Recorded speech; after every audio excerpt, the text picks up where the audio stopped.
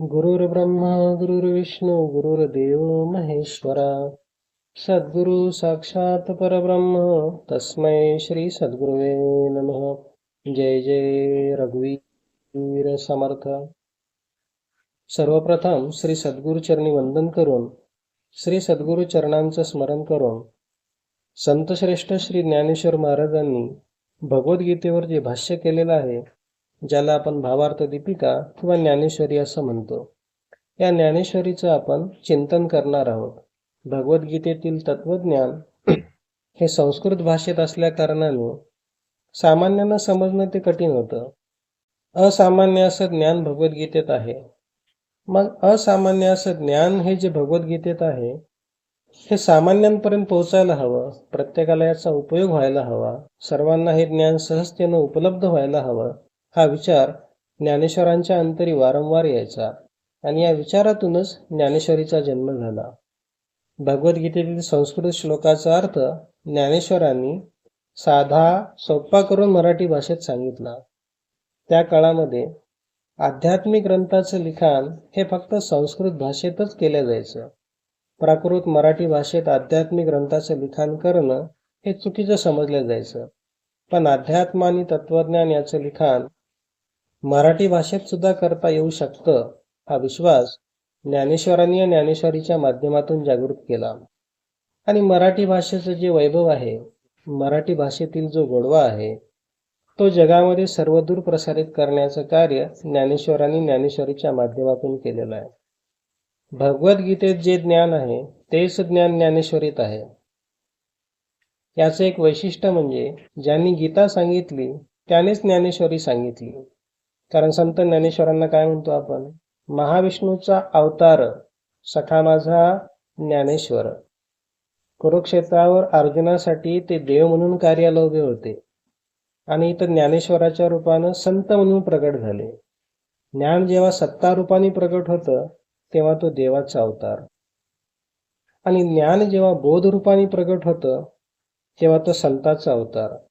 मग असे बोध देणारे संत ज्ञानेश्वर महाराज जेव्हा प्रगट झाले तेव्हा त्यांनी काय केलं? प्राकृत भाषेत ईश्वरी ज्ञान जगासमोर मांडलं. ज्ञानेश्वर सांगतात, ब्रह्मरसाचे पारणे अर्जुना लागी केले नारायणे, तेची अवसरे पाहुणे पातलो आम्ही. भगवंतानी अर्जुनाकरिता पारणं केलं, ब्रह्मरसाचं पारणं केलं, आणि अर्जुनाला वाढायच्या वेळेला आम्ही तिथे गेलो.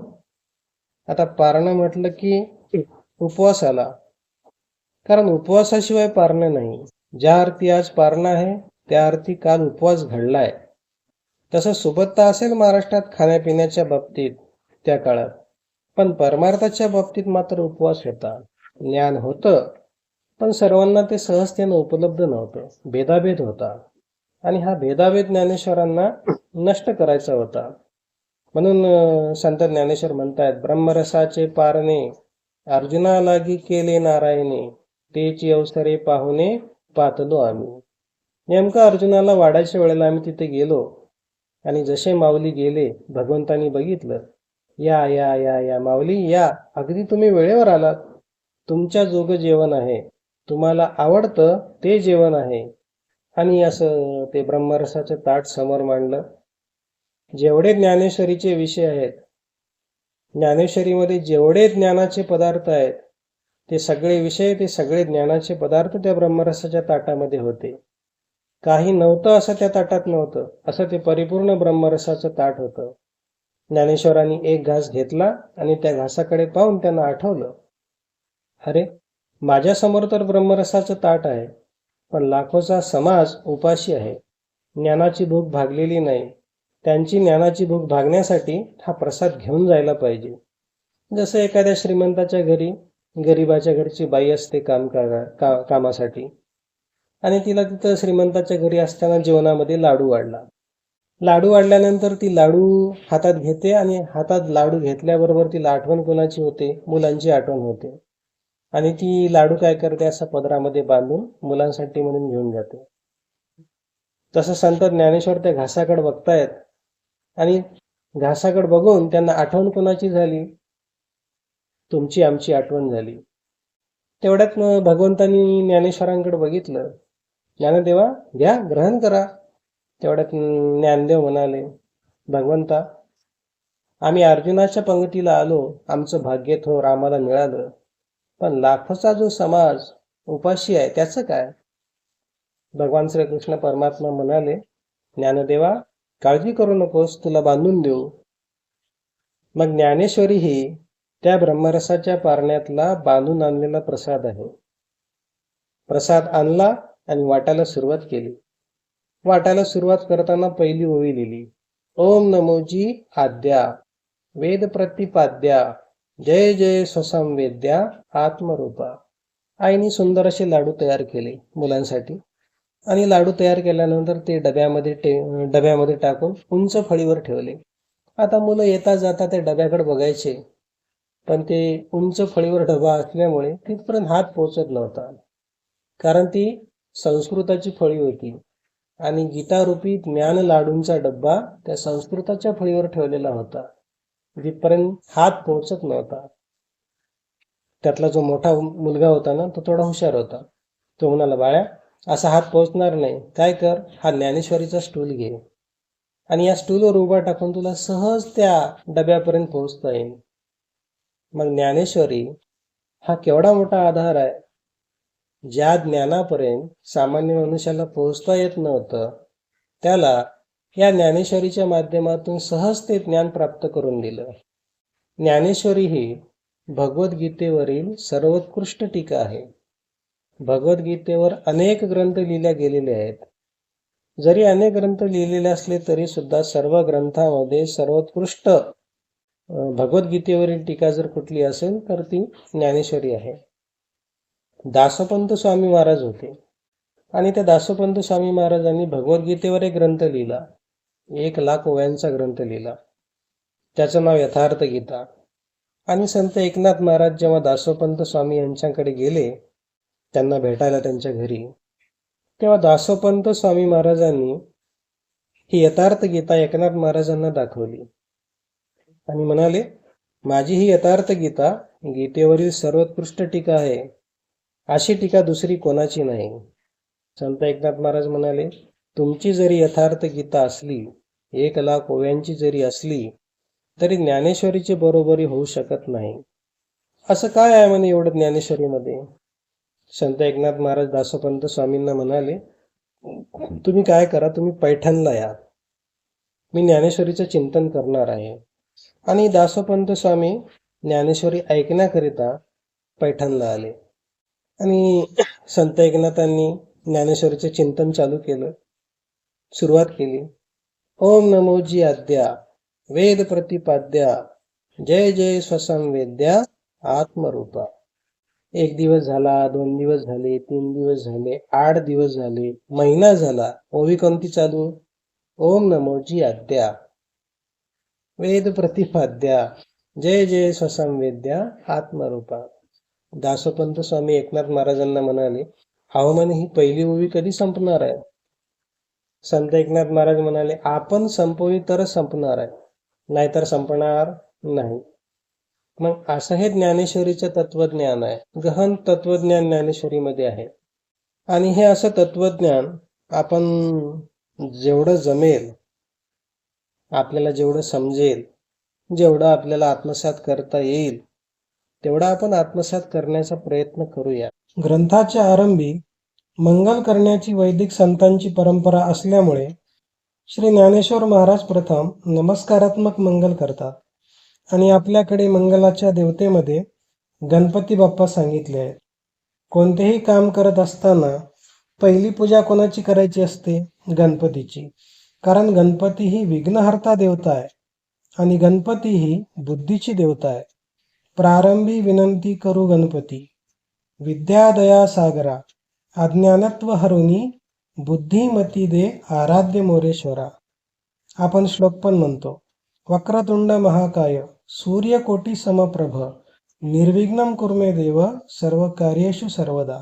समर्थांनी पण याला अनुसरून दासबोधामध्ये सुंदर असं वर्णन केलेलं आहे. वंदनीय मंगळ निधी, कार्य करिता सर्व सिद्धी, आघात अडथळे उपाधी बाधू शकेना. म्हणजे गणपतीला वंदन करून, गणपतीचं स्मरण करून कार्याला सुरुवात केली की कार्यसिद्धीला जाईपर्यंत कोणताही अडथळा येत नाही, कोणतीही बाधा होत नाही आणि हे कार्य निर्विघ्नपणे सहज पार पडतं. म्हणून असा जो विघ्नहर्ता गणपती आहे, त्या विघ्नहर्त्या गणपतीचं वर्णन ज्ञानेश्वरांनी पहिल्या ओळीत केलेलं आहे.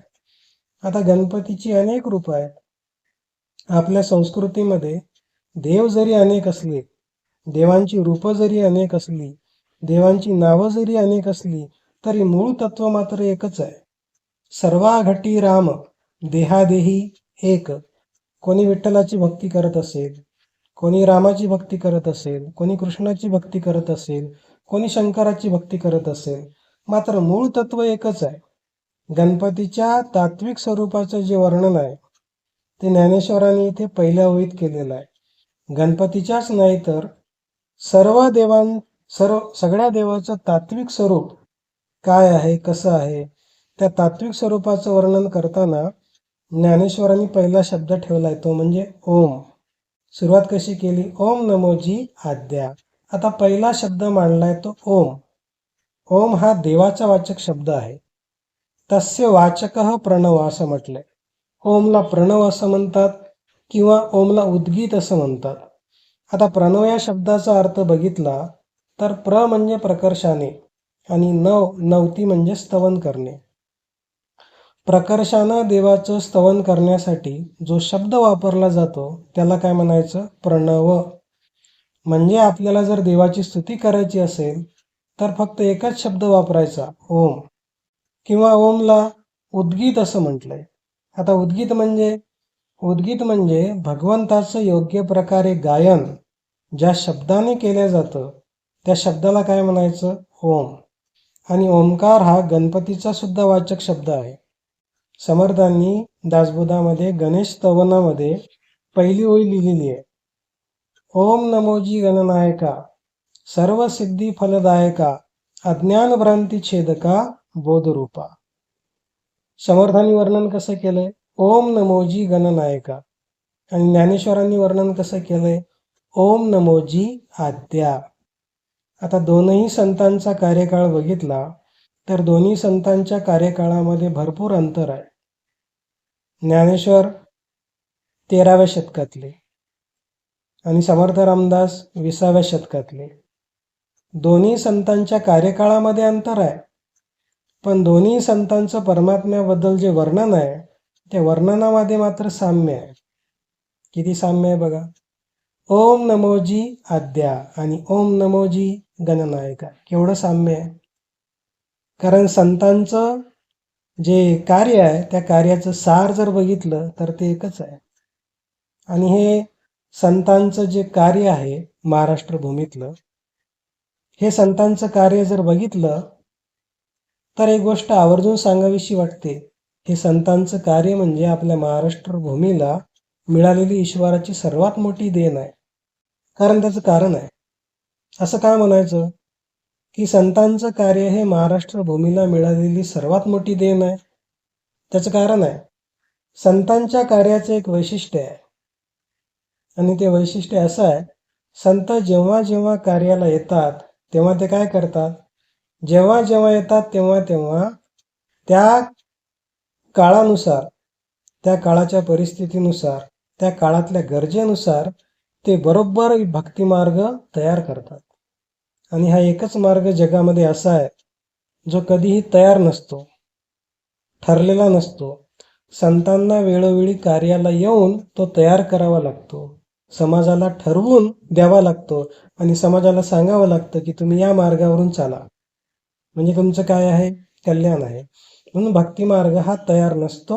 संतांना वेळोवेळी कार्याला येऊन काळाला अनुसरून जशी गरज आहे त्या गरजेनुसार, काल मान परिस्थितीनुसार तो तयार करावा लागतो. आणि संत ज्ञानेश्वरांच्या काळातली जर परिस्थिती बघितली तर काय परिस्थिती होती? आध्यात्मिक ग्रंथाचं लिखाण हे फक्त संस्कृत भाषेतच उपलब्ध होतं.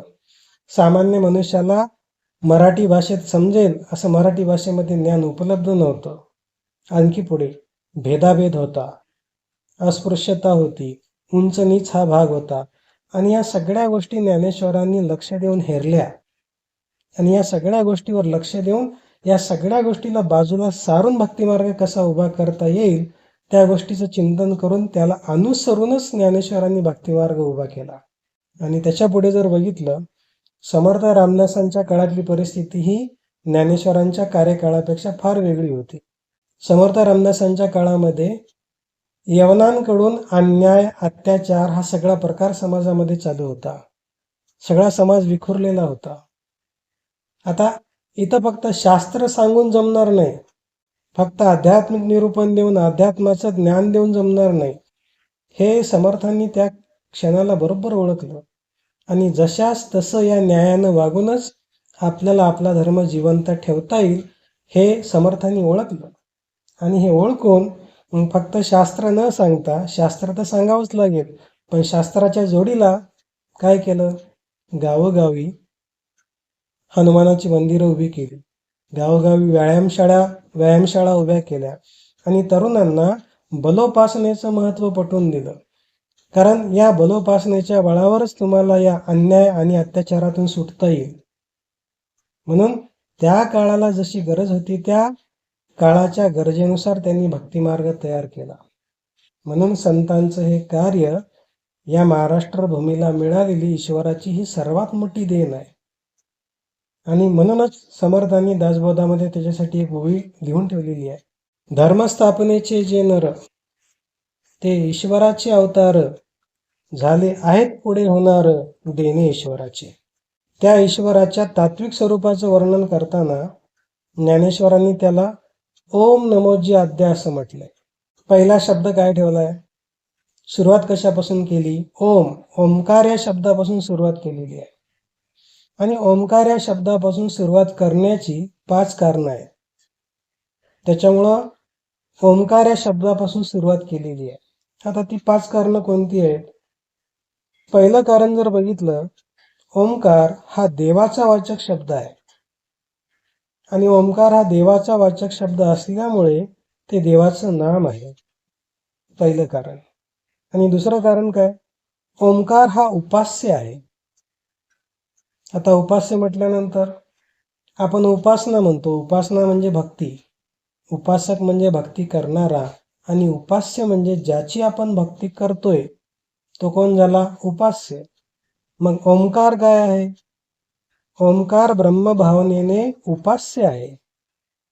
आणि उपास्य असल्यामुळे ओमकाराला काय म्हणतात, उपास्य असल्यामुळे ओमकाराला देवाचं प्रतीक असं म्हटलेलं आहे. मग ओमकार हा उपास्य आहे आणि उपास्य असल्या कारणाने तो देवाचं प्रतीक आहे. तिसरं कारण काय, ओमकार हा अक्षर स्वरूप ब्रह्म आहे. अक्षर स्वरूप ब्रह्म आहे ओमकार. चौथं कारण काय, ओमकाराला वेदाचं बीज असं म्हटलेलं आहे. ओमकार हे वेदाचं बीज आहे. आणि 5वं कारण जर बघितलं, ओमकार हे उच्चारण मात्राने मंगलजनक आहे. आपण थोड्या वेळापुरतं 2-3 मिनिटापुरतं जरी शांत बसलो आणि फक्त 2 मिनिटं 3 मिनिटं जरी ओमचा उच्चार मुखातून केला तर पहा वातावरण कसं होतं. मांगल्याची अनुभूती मनुष्याला लगेच प्राप्त होते.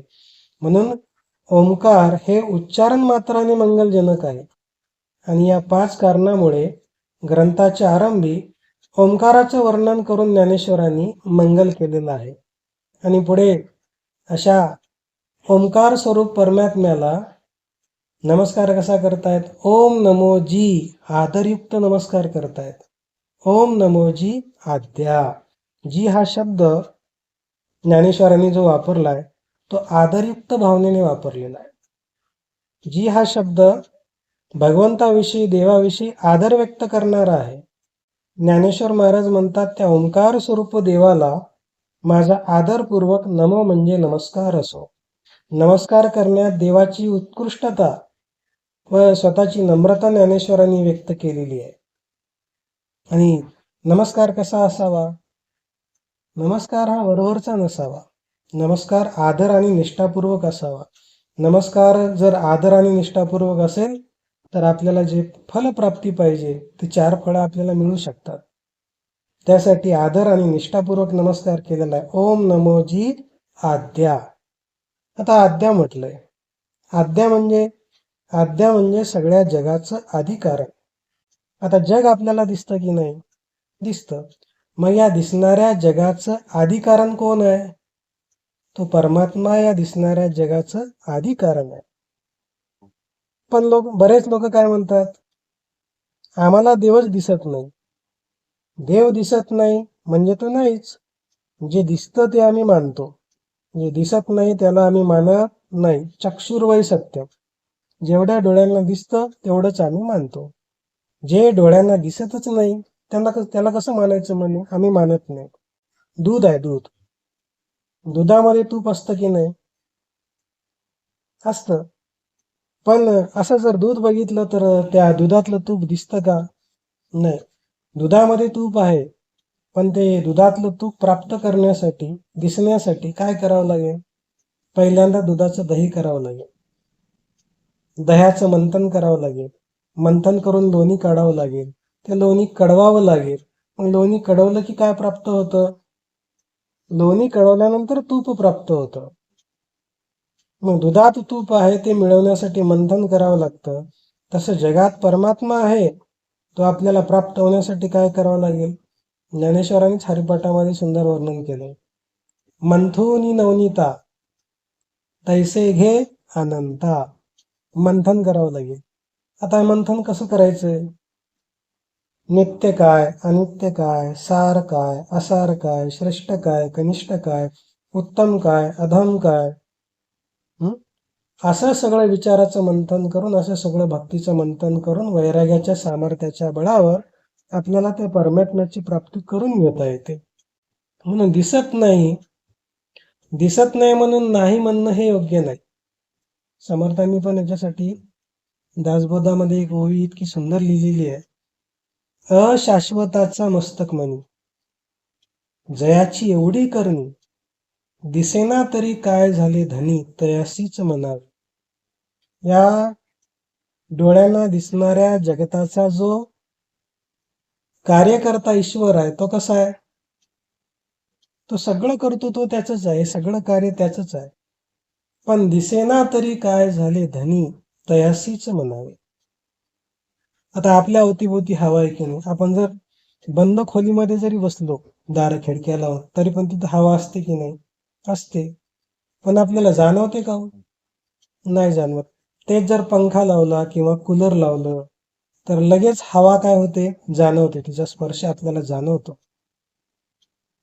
तसं या जगतामध्ये परमात्मा आपल्या अवतीभोवती सभोवताली सर्वत्र व्यापून आहे. पण आपल्या अवतीभोवती परमात्मा आहे, भगवंत आहे, याची जाणीव आपल्याला होते का? नाही. जोपर्यंत पंखा ऑन होत नाही, आता पंखा म्हणजे जोपर्यंत मनुष्याच्या देहामध्ये भक्तीची क्रिया घडत नाही, तोपर्यंत प्रत्यक्ष आत बाहेर परमात्मा व्यापून आहे. त्या व्यापून असलेल्या परमात्म्याची जाणीव मनुष्याला होत नाही. जाणीव होण्यासाठी एकच, भक्ती. भक्तियुक्त अंतकरण जर मनुष्याचं असेल तर त्या भक्तियुक्त अंतकरणामध्येच भगवंताची, परमात्म्याची जाणीव मनुष्याला करून घेता येते. म्हणून वर्णन करताना सांगितलंय की डोळ्याला दिसत नाही म्हणून नाही म्हणणं हे योग्य नाही. आता जगत आपल्याला दिसतं, जगाचं कार्य आपल्याला दिसतं, पण आपण या कार्याकडून, दिसणाऱ्या कार्याकडून न दिसणाऱ्या कारणाकडे जायला शिकलं पाहिजे. कार्य हे व्यक्त आहे आणि व्यक्त असणाऱ्या कार्याचं जे कारण आहे ते कारण मात्र कसं आहे? अव्यक्त आहे. आपल्याला व्यक्ताकडून अव्यक्ताकडे जायला शिकायचंय. कार्याकडून कारणाकडे जायला शिकायचंय. आता जगाचं जरी कार्य आपण डोळ्यानं बघितलं तर बघा ना, जगतामध्ये केवढ्या घडामोडी घडतायत. सूर्य वेळेवर उगवतो, वेळेवर मावळतो, पावसाळा येतो, हिवाळा येतो, उन्हाळा येतो. एवढ्या सगळ्या घडामोडी जगतामध्ये घडतायत. स्वभावानं घडतात का? स्वभावानं घडतात का? याचं नियमन करणारा कोणीतरी असला पाहिजे की नाही? मग याचं नियमन करणारा जो आहे त्याला मानायला पाहिजे की नाही? मानलाच पाहिजे. समर्थांनी पण दासबोधामध्ये एक ओवी लिहिलेली आहे. पिंड कार्य ब्रह्मांड कारण, याचे करावे विवरण, हेच पुढे निरूपण बोलिले असे. म्हणून ह्या सृष्टीचं कार्य जर बघितलं तर कार्यावरून पण ओळख घेता येते की हे करणारा कोण आहे, सूत्र चालवणारा कोण आहे, या सगळ्या घडामोडीचं नियमन करणारा कोण आहे. आणि तो मानला पाहिजे की नाही? मानलाच पाहिजे. एक वडील होते नास्तिक. ते मुलाला म्हणायचे देव नाही. मुलगा आस्तिक होता. मुलगा म्हणायचा बाबा देव मानलाच पाहिजे. वडील म्हणायचे देव नाही आणि मुलगा म्हणायचा देव आहे. आता वडिलांना समजून सांगायचं तरी कसं? मग एका दिवशी मुलानं वडिलांना सांगण्यासाठी, कळण्यासाठी म्हणजे एक युक्ती तयार केली. एक युक्ती केली. त्यांचे वडील जिथं बसायचे त्या टेबलावर त्यांनी असं सुंदर एक चित्र काढलं आणि वडील बाहेरून आले. वडिलांनी ते चित्र बघितलं आणि मुलांना आवाज दिला, बाळा, हे माझ्या टेबलवर चित्र कोणी काढलं रे? मुलगा म्हणाला, बाबा कोणी नाही काढलं. कोणी नाही काढलं तर मला हे टेबलवर काढलेलं चित्र दिसतंय ना. मुलाने उत्तर दिलं, बाबा मी खिडकीतून बघितलं म्हणे. अशी पेन्सिल उठली, कागदापर्यंत गेली आणि त्या कागदावर तिनं चित्र रेखाटलं. ब्रश उठायचा, एका एका रंगापर्यंत जायचा आणि तो रंग घेऊन त्या चित्रामध्ये तो ब्रश त्या चित्रामध्ये रंग भरायचा. असं त्या पेन्सिलनं, त्या ब्रशनं, त्या रंगाने, या सगळ्यांनी मिळून चित्र तयार केलं म्हणे. आता वडील बोलले, काय सांगतोय बाळा म्हणे, कसं शक्य आहे? मुलगा म्हणला, बाबा काय झालं? अरे काय झालं काय? जड पेन्सिल, जड ब्रश, जड रंग, कसं काय चित्र तयार करतील? अरे चित्र तयार करायला चेतन लागतो, जडाकडून हे होणं शक्य नाही. मुलगा हसला, म्हणाला, बाबा नुसतं चित्र तयार करायचं तर चेतन लागतो, मग हे सगळं जगत निर्माण करायचं, हे सगळं विश्व निर्माण करायचं तर ते जडाकडून होईन का? नाही, जडाकडून नाही होणार. त्याच्यासाठी काय लागतो? चेतन लागतो, सर्वशक्तिमान लागतो, सामर्थ्यवंत हे परमात्म्याचं रूप आहे आणि त्या सामर्थ्यवंत परमात्म्याचं जे स्वरूप आहे त्या स्वरूपापासूनच हे सगळं सामर्थ्य या जगतामध्ये विखुरलेलं आहे, प्रगट आहे. म्हणून चारी खानी चारी वाणी 84 लक्ष जीव योनी, जेने निर्मिले लोक तिनी तया नाव देव. म्हणून कोणतीही वस्तू सांगत असताना लक्षण आणि प्रमाण सांगावं लागतं. म्हणून परमात्म्याचं तटस्थ लक्षण ज्ञानेश्वरांनी या ठिकाणी सांगितलेलं आहे. काय म्हटलंय? ओम नमोजी आद्या. आद्या हे परमात्म्याचं तटस्थ लक्षण आहे. आद्या म्हणजे सगळ्या जगाचं आदी कारण. कारण जगात आपल्याला दिसतं, तसं तर परमात्मा सांगताच येत नाही, कारण तो वाणीचा विषय आहे का? नाही. शब्द, वाणी, बुद्धी हे सगळं कार्य आहे आणि या सगळ्यांचं कारण तो परमात्मा आहे. कार्य कधी कारणाचं प्रकाशन करत नाही, पण सांगितलं तर पाहिजे, त्याशिवाय लोकांना कळणार कसं? म्हणून जगाचा अध्यारोप करून, उपाधीचा संबंध सांगून त्या परमात्म्याचं वर्णन करावं लागतं. म्हणून त्याला काय म्हटलंय? म्हणून त्या परमात्म्याचं वर्णन करताना म्हटलंय तो आद्या आहे. या जगाचं तो काय आहे? कारण आहे. आता परमात्मा जगाचं कारण आहे, पण कारणामध्ये सुद्धा अनेक प्रकार आहेत. उपादान कारण आहे, निमित्त कारण आहे, अभिन्न निमित्त उपादान कारण आहे, विवर्त उपादान कारण आहे. आता ही पहिली ओवी जी आहे ना, या पहिल्या ओवीत ज्ञानेश्वरांनी ज्ञानेश्वरीचं सगळं सार आणलेलं आहे. हा तात्विक चिंतनाचा भाग असल्यामुळं याच्यामध्ये बराच शास्त्रार्थ आलेला आहे. म्हणून हे तात्विक स्वरूपाचं चिंतन करत असताना त्या तात्विक स्वरूपाच्या चिंतनामध्ये ज्ञानेश्वरांनी वर्णन करताना काय सांगितलंय? तो परमात्मा या जगाचं आदी कारण आहे. त्याला काय म्हटलंय? आद्या. मग आद्या सांगत असताना परमात्मा कारण आहे, पण कोणतं कारण आहे? कारण कारणामध्ये दोन मुख्य प्रकार आहेत. एक उपादान कारण आहे आणि दुसरं निमित्त कारण आहे. आता कशाला म्हणायचं निमित्त कारण, कशाला म्हणायचं उपादान कारण, कळण्यासाठी सोपं उदाहरण दिलं. समजा एक मातीचा घट तयार केला. घट म्हणजे गाडगं तयार केलं, मातीचं गाडगं. आता गाडगं कशापासून झालं? तयार कशापासून झालं? मातीपासून. आणि कुणी तयार केलं? कुंभाराने तयार केलं. मग कुंभाराला म्हणायचं निमित्त कारण आणि मातीला म्हणायचं उपादान कारण.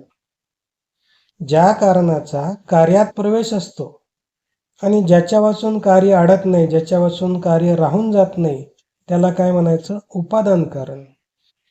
आणि कार्यापासून जे भिन्न असतं पण कार्याला निमित्त असतं त्याला म्हणायचं निमित्त कारण. म्हणून कुंभार काय आहे? निमित्त कारण. आणि माती काय आहे? उपादान कारण. आता हे जगत निर्माण केलं. जगत म्हणजे गाडगं समजा. मग परमात्मा या जगाचं निमित्त कारण आहे का उपादान कारण आहे? आता हे कळण्यासाठी अजून थोडं समोर जाऊ आपण. बऱ्याच धर्मामध्ये देवाला फक्त निमित्त कारण मानतात. जसं कुंभारानं गाडगं तयार केलं आणि तो घरी जाऊन बसला, तसं त्या परमात्म्याने हे जगत तयार केलं आणि तो कुठेतरी जाऊन बसला. निमित्त कारण. ते काय म्हणतात? ते देवाला या जगात मानत नाहीत. त्यांना जर विचारलं देव कुठं आहे, ते म्हणतात वर. वर आहे. कोणी म्हणते 7 आकाशाच्या वर देवाचं वास्तव्य आहे, तिथं तो राहतो. म्हणजे जगामध्ये राहतो हे ते मानत नाहीत, जगात देव मानत नाहीत. जगात देव न मानता ते काय मानतायत? देवाचं वास्तव्य वर आहे. मग त्या देवाला जर भेटायचं असेल तर कुठं जावं लागेल? तिकडे वर जावं लागेल. पण आपल्या संतांनी, आपल्या शास्त्रांनी परमात्म्याला फक्त निमित्त कारण मानलेलं नाही, तर काय मानलंय? आपल्या संतांनी, आपल्या शास्त्रांनी त्या परमात्म्याचं वर्णन करताना त्याला फक्त निमित्त कारण मानलेलं नाही, तर त्याला काय मानलंय? अभिन्न निमित्त उपादान कारण. आता अभिन्न निमित्त उपादान कारण कशाला म्हणायचं? शब्दामध्येच आहे बघा, अभिन्न निमित्त उपादान कारण. म्हणजे उपादानही देवच आहे आणि निमित्तही देवच आहे. माय जगन्नाथ, बाप जगन्नाथ, अनाथांचा नाथ जनार्दन. भगवान परमात्मा म्हणतात या जगाची आई पण मीच आहे आणि या जगाचा बाप पण मीच आहे. म्हणून वर्णन करताना सांगितले अभिन्न, म्हणजे भिन्न नाही, वेगळे पण नाही, एकच. मग आता हे अभिन्न कसं आहे? अभिन्न निमित्त उपादान कारण नेमकं काय आहे, कसं ते अभिन्न आहे, हे सांगताना एक दृष्टांत दिला कळण्यासाठी. कोळी नावाचा कीटक असतो घरामध्ये. असा तो कानाकोपऱ्यामध्ये बघा ते असं जाळं तयार करतो, कोळी नावाचा कीटक. आणि त्याला जेव्हा जाळं तयार करायचं असतं तेव्हा तो जाळं तयार करत असताना तो मटेरियल कुठून आणतो? तो धागा असं बाजारात जाऊन दुकानातून आणतो का? नाही. जाळं तयार करायचं म्हटलं की लगेच तोंडातून काढतो आणि जाळं तयार करतो. जाळं तयार करतो, त्याच्यावर फिरतो, त्याच्यावर शिकार पकडतो, दिवसभर त्या जाळ्यावर तो राहतो आणि संध्याकाळ झाली की तेच जाळं काय खाऊन टाकतो. म्हणून परमात्मा हा त्या कोळ्यासारखा आहे. जसा कोळी त्या जाळ्यापासून भिन्न नाही. कोळी जाळ्यापासून भिन्न आहे का? नाही. जसा कोळी त्या जाळ्यापासून भिन्न नाही, तसा परमात्मा या जगापासून भिन्न नाही. हे जग त्या परमात्म्यापासूनच उत्पन्न होतं. हे जग त्या परमात्म्याच्या ठिकाणीच रममान होतं आणि त्या परमात्म्याच्या ठिकाणीच ते विलीन होतं. म्हणून आपल्याला आपल्या संतांनी, शास्त्रांनी वर्णनच एवढं सुंदर केलं की आपल्याला देवाचं जर दर्शन घ्यायचं असेल तर असं कुठे बाहेर जाण्याची, देव आकाशात आहे, इकडं आहे, तिकडं आहे, असं कुठेही पाहण्याची गरज नाही. ठाईच बैसोनी करा एक चित्त, आवडी अनंत आळवावा, जळी स्थळी काष्टी पाशानी सकळ, आहे वनमाळी जेथे तेथे, ज्या ज्या स्थळी हे मन जाय माझे, त्या त्या स्थळी हे निजरूप तुझे, मी ठेवितो मस्तक ज्या ठिकाणी, येथे तुझे सद्गुरू पाय दोन्ही. सर्वामध्ये देव आहे, या जगाच्या रूपाने देव आहे, सर्वत्र देवच आहे हे सांगण्यासाठी तो परमात्मा या जगाचं निमित्त कारण सांगावं लागेल का उपादान कारण सांगावं लागेल का अभिन्न निमित्त उपादान कारण सांगावं लागेल? अभिन्न निमित्त उपादान कारण सांगावं लागेल. यापुढे जाऊन सांगायचं तर तो परमात्मा अभिन्न निमित्त उपादान कारण पण नाही बरं का, तो या जगाचं विवर्त उपादान कारण आहे. आपल्या दृष्टीने आपण त्याला कारण म्हणतो, पण त्याच्या दृष्टीने तो कारणही नाही आणि कार्यही नाही, सगळा तोच आहे. म्हणून विवर्त उपादान कारण सांगत असताना विवर्त या शब्दाचा अर्थ काय? जे खरं ओरिजिनल रूप आहे ते न दिसता दुसरंच काहीतरी भासणं. म्हणजे असते भूमी पण वाटतं काय? पाणी. असते पाणी आणि वाटते काय? भूमी. आता विवर्त उपादान कारण अजून सोपं सांगताना सांगितलंय, आपल्या डोळ्यांना जे जग दिसतं, हे संपूर्ण जग, डोळ्यांना दिसणारं संपूर्ण जग हे सत्य नसून हे एका सत्याचं रूप आहे. आता ते एका सत्याचं रूप म्हणजे कोणाचं रूप आहे? एक सत्य काय आहे? एक सत्य म्हणजे तो परमात्मा. म्हणून हे जगत सत्य नसून सत्याचं म्हणजे ते परमात्म्याचं रूप आहे. अजून सोपं करून सांगताना सांगितलंय, विवर्त म्हणजे एखाद्या गोष्टीचं सत्य स्वरूप जे आहे ते न दिसता दुसरंच काहीतरी भासणं, किंवा एखादी गोष्ट अस्तित्वात नसतानाही ती असल्यासारखी वाटणं, याला काय म्हणायचं? विवर्त. विवर्त याचा अर्थ काय? जे प्रत्यक्ष आहे, जे ओरिजिनल आहे ते न दिसता दुसरंच काहीतरी भासणं. बघा ना, असते दोरी पण वाटतो काय? साप वाटतो. असते शिंपलं पण शिंपलं बघून काय वाटतं? रुपये पडलेत किंवा मोती पडलाय असा भास होतो. म्हणून परमात्मा या जगाचं आदी कारण सांगत असताना तो कारण आहे, पण कसा कारण आहे? असा कारण आहे. जशी दोरी सापाला कारण आहे, जसं शिंपलं त्या मोत्याला कारण आहे. दोरी कळाली नाही म्हणून काय दिसला? साप दिसला. शिंपलं कळालं नाही म्हणून काय दिसलंय? रुपये दिसले. दोरी कळाली नाही म्हणून साप दिसला. तसं परमात्मा कळाला नाही म्हणून काय दिसतंय? जग दिसतंय. आणि तो साप दिसणारा खरा वाटतो की नाही? मग साप सत्य वाटतो, मग सापात असलेली सत्यता कुणाची आहे? दोरीची आहे. तसं हे जगत आपल्याला सत्य वाटतं, पण या जगात असलेली सत्यता कोणाची आहे? परमात्म्याची आहे. परमात्म्याच्या सत्यतेमुळं आपल्याला जग सत्य वाटतं. आता कळण्यासाठी एक दृष्टांत दिला. श्रीमंताच्या घरची बाई होती आणि ती श्रीमंताच्या घरची बाई लग्न समारंभासाठी निघाली. आता लग्न समारंभासाठी जायचं म्हटल्यानंतर आपण कसं जातो? चांगल्यातले चांगले कपडे घालतो, चांगले चांगले वस्त्र आपण परिधान करतो, अलंकार घालतो. त्यातल्या त्यात स्त्रियांना तर जास्त आवड असते. मग त्या बाईंनी पण चांगले नवीन वस्त्र परिधान केले, नवीन साडी परिधान केली. सगळे सोन्याचे जे अलंकार आहेत, जे आभूषण आहेत, ते सगळे अलंकार, सगळे दागिने, सगळे आभूषण परिधान केले आणि त्या बाईसाहेब निघाल्या लग्नाला. जात असताना चौकामध्ये त्या हातगाडीवर तो नकली मोत्याच्या माळा विकत होता एक जण. बाईंनी त्या नकली मोत्यांच्या माळा बघितल्या आणि त्या विकणाऱ्याला विचारलं, का हो दादा, म्हणे ही मोत्याची माळ केवढ्याची आहे? तो बोलला, काय नाही म्हणे, 10 रुपयाची आहे. आता एवढ्या ओरिजिनल सोन्यांचे अलंकार तिच्या अंगावर असताना सुद्धा बाईला मोह आवरला नाही. ओरिजिनल सोन्याचे एवढे अलंकार असून सुद्धा मोह आवरला नाही. ती नकली 10 रुपयाची मोत्याची माळ घेतली आणि गळ्यात घातली आणि गळ्यात टाकून बाईसाहेब निघाल्या लग्नाला. आता जशा बाईसाहेब तिथं लग्न समारंभात पोहोचल्या, लग्न समारंभात चर्चा कशाची असते? देवाची नाही. कोणाचे वस्त्र कसे, कोणाचे अलंकार कसे, कोणी कसा पोशाख केलेला आहे, कोण कसं दिसतंय. आणि जशा बाईसाहेब त्या लग्न समारंभात पोहोचल्या, बायकांची चर्चा सुरू झाली. बघा बघा, बाईसाहेब आल्या, बाईसाहेब आल्या, बाईसाहेब आल्या. काय बाईसाहेबांचे अलंकार, एकेका अलंकाराचं, एकेका दागिन्याचं सगळ्या बायका वर्णन करतात. हा अलंकार बघा किती सुंदर आहे, तो दागिना बघा किती सुंदर आहे, हा हार बघा किती सुंदर आहे. त्यातली एक बाई बोलली, बाकीचे सगळे अलंकार, सगळे दागिने बाजूला सोडा म्हणे तुम्ही. ती एक जी मोत्याची माळ दिसते ना म्हणे, ते सगळ्यात भारी आहे म्हणे. त्या एका बाजूचीने विचारलं, केवढ्याची असेल ग? केवढ्याची? 1,00,000 रुपयाला एक मोती मिळतो. त्या माळेमध्ये कमीत कमी 50 मोती तरी असतील, म्हणजे 50 लाखाची तरी असेल. केवढ्याची होती ती माळ? 10 रुपयाची. वाटली केवढ्याची? 50 लाखाची. कारण धारण कोण केलेली आहे? श्रीमंताच्या बाईने धारण केलेली आहे. तशी ही जगतरूपी माळ आहे खोटी, पण खरी वाटते, कारण धारण कोण केलेली आहे? परमात्म्याने धारण केलेली आहे. म्हणून परमात्म्याने धारण केलेली असल्यामुळे ही जगतरूपी माळ, हे जगत आपल्याला काय वाटतंय? खरं वाटतंय.